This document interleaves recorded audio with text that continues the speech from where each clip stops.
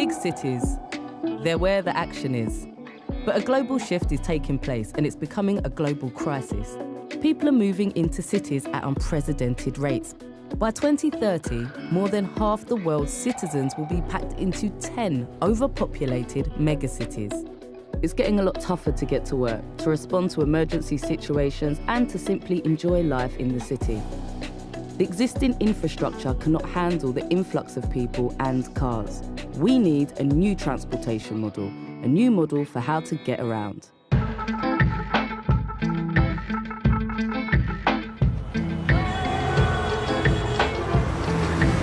In Mexico City, getting around town isn't just an ordeal, it's life-threatening.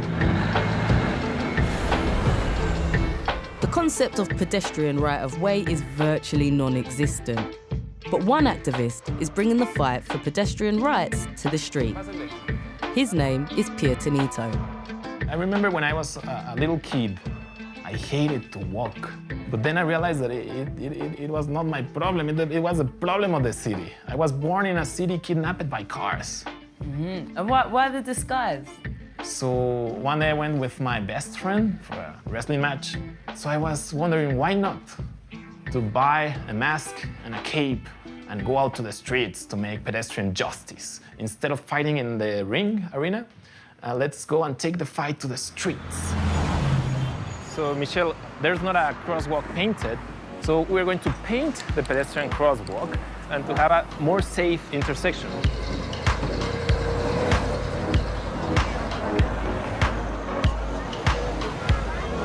We don't want to demonize the cars. Car is a great invention. The problem is excessive use of the car. So this is like a collective dilemma. If everybody uses a car, it's no longer convenient. But if we build a city for pedestrians, it's a city that is great for everyone, even to the car drivers.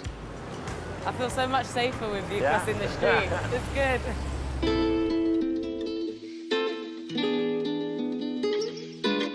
In Barcelona, the noise and air pollution from traffic congestion have long been a huge detriment to city life.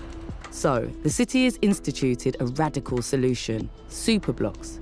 Pedestrian-only areas where cars are not allowed. Salvador Rueda is the creative visionary behind the project. The superblock is an area 3 blocks for 3 blocks. and the cars, the traffic, go around. We want to reduce the noise, the air pollution. It's possible with this solution.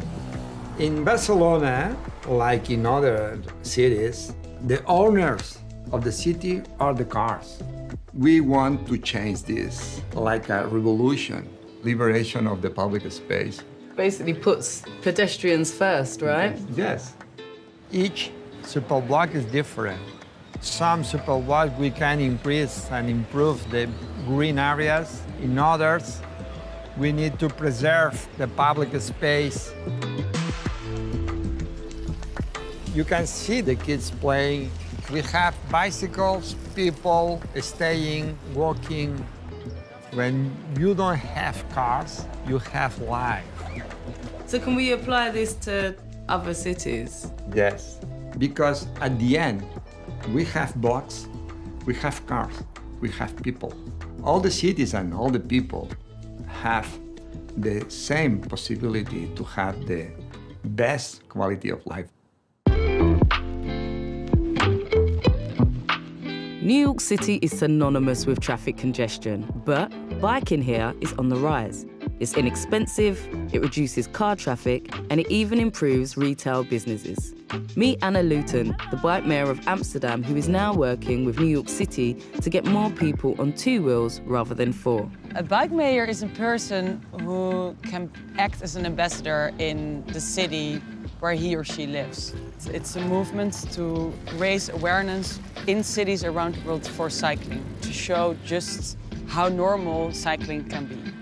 In Amsterdam, people don't see cycling as something special.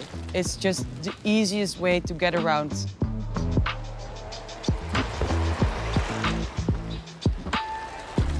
If you integrate more segregated bike paths into the city, then you will get more space in the end, because more bikes means less car drivers, and you will have a smoother ride for everyone. So where do we go from here? How do we get around in the future, and what will the city of tomorrow look like? We spoke to Jessica Robinson, head of the City Solutions team at Ford. Formed a year ago, City Solutions actually collaborates with cities to determine their unique transportation challenges and find solutions. Our goal is to help Ford understand what people who live in cities want. What do people in cities want? Probably what people want everywhere, which is get around easily, save money if possible, and have some time back in your day. Tell me what you're passionate about in your sort of day-to-day work. Like, what makes you really excited? I didn't grow up in a city, and the first time I had a chance to move to a city and be able to walk to a park or bike to a store, it kind of changed my life. It's amazing to me to think that I get to do the work that I do at a company that's known for bringing a car into the world. That I get to think about changing the way the world moves. What do you think are some realistic solutions to the future of mobility? One of the real keys, having those systems that actually talk to one another. So your bus and maybe even your car is talking to an intersection for the first time. When everything is connected, it makes the systems work more efficiently. We're gonna have new technologies like self-driving cars for the first time. But for me, the city of the future is actually about people. What is exciting more than anything else is the fact that we might be able to help people build better places that they live, where they love, and that they call home. And I'd like to be part of that change. What will the city of tomorrow look like? The answers are being determined right now, and it's up to each and every one of us who loves big cities to play a part in ensuring the right solutions are found. Because while the physical space within cities is finite, the human imagination is not.